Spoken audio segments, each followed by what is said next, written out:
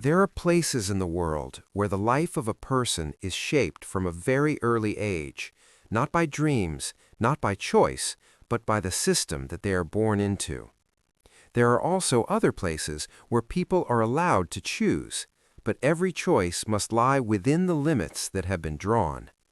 In this story, we will follow two young people. They are born in two different countries. They grow up in two very different systems, and they wear two different military uniforms. But they have one thing in common. Both of them become soldiers when they are very young.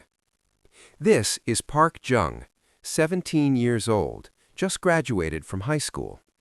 In many places in the world, this is the age of plans, of university, of unfinished dreams. But for Park, this is the time when his life turns in another direction. In just a few days, Park will enter the North Korean military. Not because he wants to, but because he is forced to do so. According to North Korean law, all citizens who are physically fit, have an appropriate political background, and have completed the high school program are required to serve in the armed forces. There are no common exceptions. There is no right to refuse. Park is determined to be eligible. His health was secretly assessed twice while he was still in school in the years 15 and 16. This was carried out by the local military mobilization committee. But in North Korea, health is only the first step. The more important factor is family background. Each family is classified, monitored, and their records are stored. With just a history that is considered inappropriate, a person can lose many opportunities in life, not only the military, but education, jobs, and the future. In theory, military service can be exempted in some rare cases, but in reality, many people look for ways to avoid it, feigning illness, or finding ways to make quiet arrangements. The price is usually equivalent to several months of income, but if discovered, the consequences are very serious. Park has no money, no relationships, and no other path. Like most of his classmates, Park is registered into the Korean People's Army. His service time lasts from 7 to 8 years. For many young people, that is almost their entire youth. According to information in recent years, female students of the same age are also required to serve, with a shorter duration. The North Korean military is divided into several branches: the ground force, the Navy, the Air Force, and other strategic forces. The total number of active personnel is estimated at more than 1 million.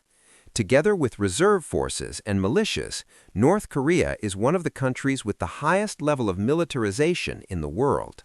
Not because of economic capacity, but because the military is placed at the center of the entire society. The first step for Park is basic training. The training period lasts about 3 months. Here, every aspect of life is controlled. Strict discipline, high-intensity physical training, and continuous ideological education. Recruits learn how to use weapons, how to march long distances, how to live according to orders. But the most important lesson is not on the training ground. It is obedience. North Korea is a country that frequently lacks food. Many people have to skip meals or live in very difficult conditions. Therefore, ironically, the military sometimes becomes a place where eating is more stable than civilian life. In theory, soldiers are provided 3 meals a day. For people from poor backgrounds, this is an important factor. A day of Park begins at 5:40 in the morning. Running, physical training, then a quick wash with river water, a simple breakfast, corn, vegetables, a small amount of rice. Training lasts from morning to afternoon.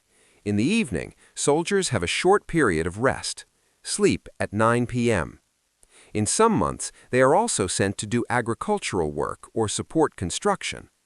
Discipline in the North Korean military is very strict. Those who try to leave may have to face long-term consequences, not only for themselves, but for their families. Park once thought about another life, but he cannot exchange the safety of his loved ones. So Park continues to serve, silently, and accepts reality. Now we leave North Korea and go to China. This is Zhang Wei, 19 years old, a volunteer in the People's Liberation Army of China. After graduating from high school, Zhang decided to enlist, not only because of family circumstances, but also because of the desire to experience and to prove himself. According to Chinese law, the state has the right to require citizens to serve in the military, but in reality, this is rarely necessary. With a population of nearly 1.5 billion people, the Chinese military always has enough volunteers. The PLA currently has about 2 million soldiers and is the largest standing military in the world. Basic training for Zhang lasted about 3 months. Here, he is taught that the PLA is not only a military force, it is a part of the political system. Each unit has 2 parallel management systems, one military and one political. Discipline in the PLA is very strict. Leaving service can lead to long-term consequences. However, the material living conditions of PLA soldiers are stable and more modern.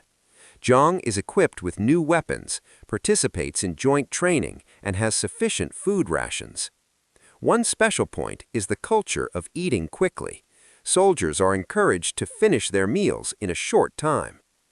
After 1 year of service, Zhang has completed half of his term.